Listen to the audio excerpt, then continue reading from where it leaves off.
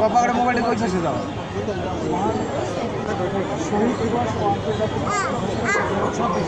প্রধানমন্ত্রী সিদ্ধান্ত ঠিক সেই বইটা এখানে রাখা হয়েছে এবং দেশের জেলার মানুষ এখানে আসছে, এখানে আনন্দ করে। আমি দেখতে পাচ্ছি সেটাই আমি ধারণ করছি। রাজধানী থেকে আমরা শুরু করে আজ সারাদিন পর্যন্ত আমরা আছি।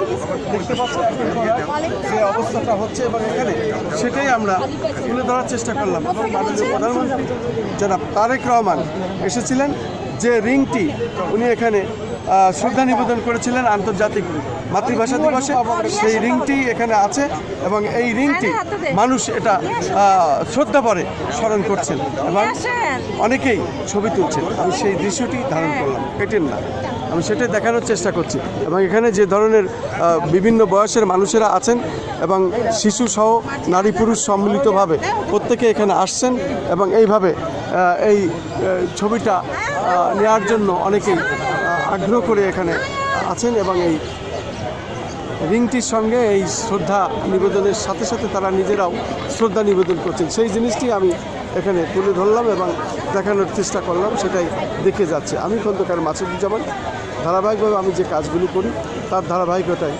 আমরা আজও এটা দেখে যাচ্ছি। এটা হলো আজকে আন্তর্জাতিক মাতৃভাষা দিবস এবং যাদের রক্তের বিনিময়ে এই আন্দোলন হয়েছিল, বাংলা ভাষা আজকে পৃথিবীর বুকে আমরা অর্জন করেছি এবং একটি মাত্র ইতিহাস, বাংলাদেশে ভাষার জন্য শহীদ হয়েছিল এবং ভাষা হয়েছিল, ভাষা ইতিহাস করেছিল। সেই ভাষার মাস, সেই আন্তর্জাতিক ভাষার মাস, শহীদদের প্রতি আমরা শ্রদ্ধা নিবেদন করেছি। যারা রক্ত দিয়েছিল সকল শহীদদের প্রতি আমরা শ্রদ্ধা নিবেদন করছি।